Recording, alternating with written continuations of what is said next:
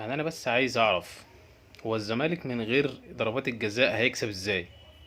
يعني النهارده الزمالك بيكسب، يعني يعتبر بضربتين الجزاء هم اللي رجعوا له المباراة. لولا ضربتين الجزاء دول الزمالك يكسب ازاي؟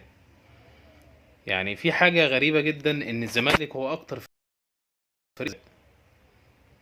طب لو ما تحسبلوش ضربات جزاء هيكسب ازاي؟ هو كارترون لما مشي الزمالك هيكسب؟ هو كان لازم كارترون يمشي او كورتيزون يمشي عشان الزمالك يكسب؟ يعني في حاجة غريبة جدا في الزمالك بتحصل، انه كل شوية رايح جاي كل شوية رايح جاي، ما انتش فاهم له حاجة. المستوى النهاردة مش حلو، وخرج يعني بالمباراة بطريقة ان يعني كان هيخرج النهاردة، كانت هزيمة تبقى تقيلة. لولا ان فيوتشر هو اللي رجع في المباراة في اول الماتش، جاب جونين وريح.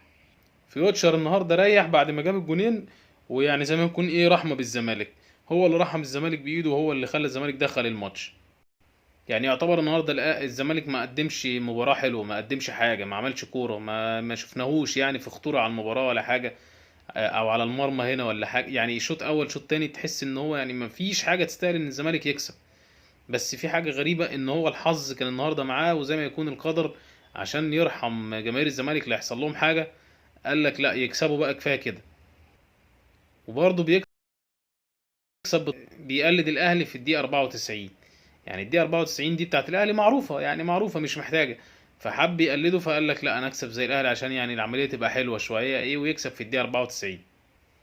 الحاجة الغريبة بقى إن الإنذار النهاردة فار، الحكم يرجع للفار. إزاي الفار بيستدعي الحكم عشان يديله استدعاء الحكم في حالة واحدة بس، وحالة واحدة فقط هي الطرد. إنما أنت تستدعيه وهو يجي يدي اللعيب إنذار؟ دي حاجة غريبة جدا ما شفناهاش. يعني فعلا فضيحة.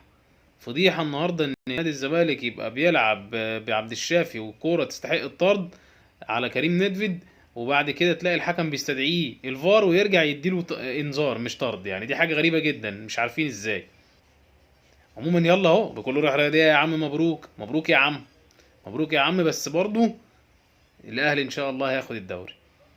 يعني بس كان ايه، يعني بنبقى واضحين وحلوين مع بعض. اما نشوف اللي جاي هيحصل فيه ايه وربنا يستر. تحياتي ليكم واشوفكم على خير. ما تنساش لو انت لسه مش مشترك في القناة اشترك في القناة، وفعل الجرس على الكل، وانتش اللايك الجامد للفيديو. واشوفك على خير. سلام.